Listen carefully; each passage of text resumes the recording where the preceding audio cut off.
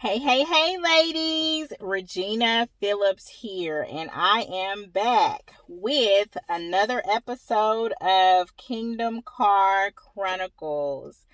I am so excited with what God has done this week. I told you guys at the beginning of the week that I was anticipating God to do something amazing, something great in my life and my family's life and the lives of everyone connected to me. And God has most definitely delivered on that promise. And so I pray that you guys have had a blessed week. I pray that our topic this week, how to become a woman or how to be a woman of virtue, has blessed you and helped you to identify areas where you may be lacking, or to give you a little bit of a reassurance that you're on the right track if you've already been doing the things that we've talked about. So again, our topic for the week is how to become a woman of virtue. We left off with the last video talking about a wise woman builds her house, a fool plucks it down with her hand. So ladies, I hope that you are doing the right things to build your house, which in turn builds your husband and builds your children. No matter what's going on or what you guys may be going through, just remember that love conquers all, or love conquers a multitude of sin, according to God's word. So being in the right position of virtue or being a woman of virtue and being in the right position and understanding who you are, there's no condition that can arise that will cause you to destroy your home, because you understand and have wisdom that you are to build your house, ladies. So we're going to move forward to verse number 11 and 12 in Proverbs 31. So verse 11 says, "The heart of her husband trusts in her with secure confidence, and he will have no lack of gain." Verse 12 says, "She comforts, she encourages, and does him only good and not evil all the days of her life." So ladies, as long as you are living, then these are some things that your husband should be able to trust in. It says the heart of her husband trusts in her with confidence. So he's confident in you, that he's not going to have any lack of gain. So with that being said, ladies, God gave us the womb. In essence, we are an incubator, and we take what's given to us because we are natural receivers. So we receive our husband's sperm and we multiply it and grow a human child. When we receive information, as women, a lot of times we take time to incubate and process that information and produce something greater. If someone brings you a word, ladies, you should be able to take that word and multiply it into a sentence or into a paragraph. And so we are natural receivers. So our husbands, they go out and they make a living for us because they are the provider. So whatever our husbands go out and bring home, ladies, we should be able to take that and multiply it and make it into something bigger, or make it more than what he initially brought in. So if you're not doing that, don't beat yourself up or get discouraged. This is an opportunity for you to take some time and pray and ask God to show you how to apply wisdom with what your husband brings to you. And it doesn't just have to be money, but we need to be wise in all things that are brought to us. Some things need to be discarded and not multiplied, but it takes wisdom to know and understand, okay, this is something that I need, or I have the ability because of who I am to multiply and make greater, or this is something that is not going to be effective for my family, so I need to discard it and not allow it to multiply. Verse 12 says, She comforts, encourages, and does him only good and not evil all the days of her life. And so, we are to, I won't say be a covering, so to speak, but ladies, there are some flaws because we're so close to our husbands. There are some flaws and some things that we're going to notice that may not be pleasing to you, and definitely wouldn't be pleasing to others, or would be I guess a mark or a dent against his character.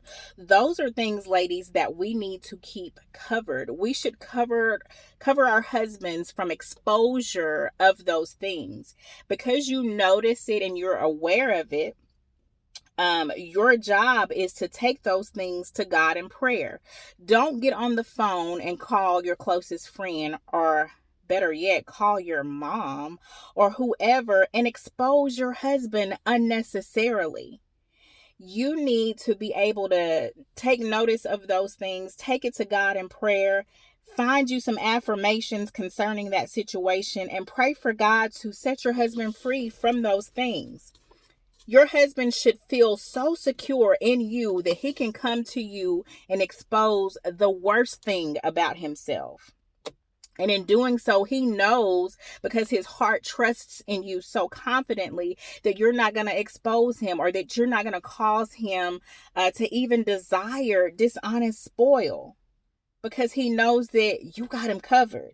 So ladies, do you really have him covered? That's something that you've got to ask yourself. And if you're not married and you're seeking to be a wife, this is something that you really, really need to take to heart.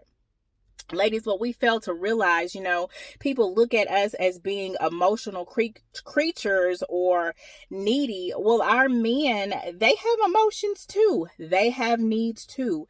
And they need to be fulfilled emotionally. In a lot of areas that most of the time they're not going to expose to you because of fear that it might get out.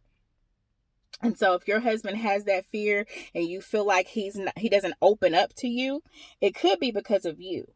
And I can only say that because I've experienced that in my marriage before. But I give God honor and I give God glory that God is transitioning that phase of our marriage to where my husband's heart does trust in me confidently, and he can share some tough things with me that I'm able to keep covered and take to God in prayer and watch God unfold the miracle in his life as he puts him in the position that he created him to be in.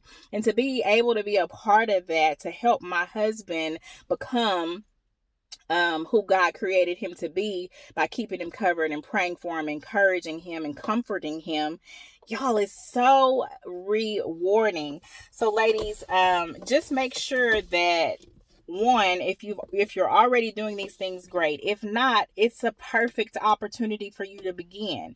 Your husband may be a little skeptical starting out because he's not used to you doing these things, but being a woman of virtue, these are some of the qualities. I won't say all of them, or it's all inclusive, but these are some of the qualities that a virtuous woman exude. So I encourage you to get to a place where your husband's heart can trust in you confidently. Sometimes we how can I put this in words? Sometimes women, when things are not going the way that we desire for them to go in our marriages, we withhold from our husbands sexually. And that is not ever okay.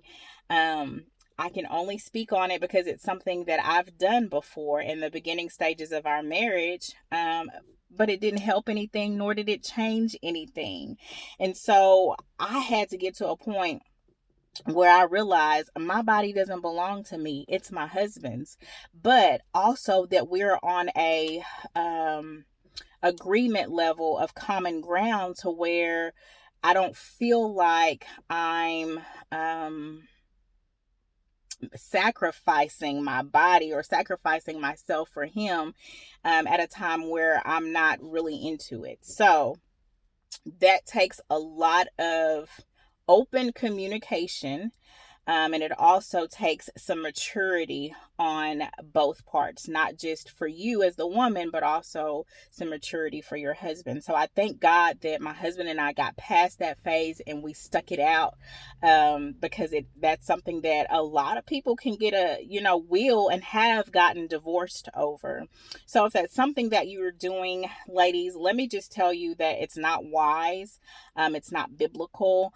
And it causes disunity. It can also put your husband in a position where he will desire dishonest spoil, or cause him to, blankly put, you can push your husband into the arms of another woman to fulfill a need that you have the ability to fulfill. So if your husband is lacking in any area, and there's a place in him, whether it's sex or whatever it is, where he's in need and he's not getting that need met at home, then you got to take a look in the mirror, honey, and see, what is it that my husband needs that I'm not providing.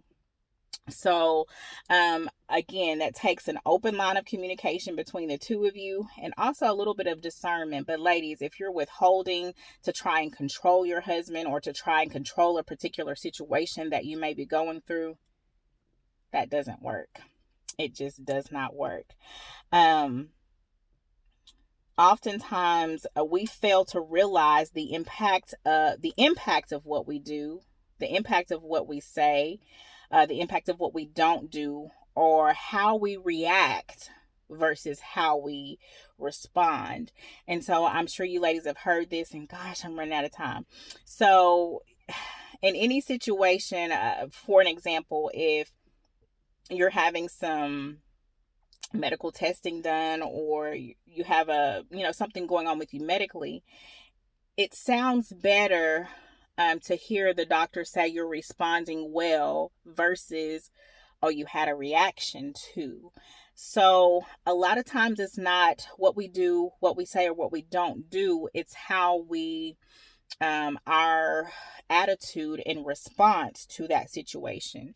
So if you're reacting to what your husband is or is not doing, then you may want to transition that and start responding positively, no matter what it is. Of course, making sure that you talk about your feelings and get everything out, but do it in a way that doesn't cause a blown up reaction, but rather a response, a positive response, with the truth, so that he in turn can respond. Because if you react, he'll react, and then you just have a bad reaction.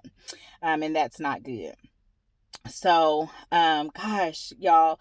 So this is the third video for this particular topic. And so I've been in prayer because there's so much that I want to share and encourage you ladies in as you become a woman of virtue. And as I have deep dived back into this particular passage and been in prayer, I've had some aha moments. I've had some mind-blowing revelations, and so I want to be able to share all of those with you guys. So just being clear, next week we will continue with this same topic, and I'll just see what God does. But I really want to make sure I encourage you ladies in this respect. Again, I don't have all of the answers when it comes to being that woman of virtue or being the best wife, but I do want to share what God has taught me and is teaching me, because I'm still, getting to that point where God wants me to be. So, ladies, I appreciate all of the great responses that we've been receiving with Kingdom Car Chronicles. Please leave me a comment if you like this video, please make sure to hit the like button, subscribe to the channel. If you want to see more content, make sure you hit the bell next to the subscribe button so that each time I upload a video, you're notified. Thank you so much for the heart of everyone who is encouraging me to continue to pursue this. And I just give God glory for who he is. All the glory and honor belongs to him. This is not something Regina would have done, but I thank God for allowing me to be obedient. Ladies, until we speak next time, I pray you have a blessed rest of your day, and we will talk soon. God bless, and I love you.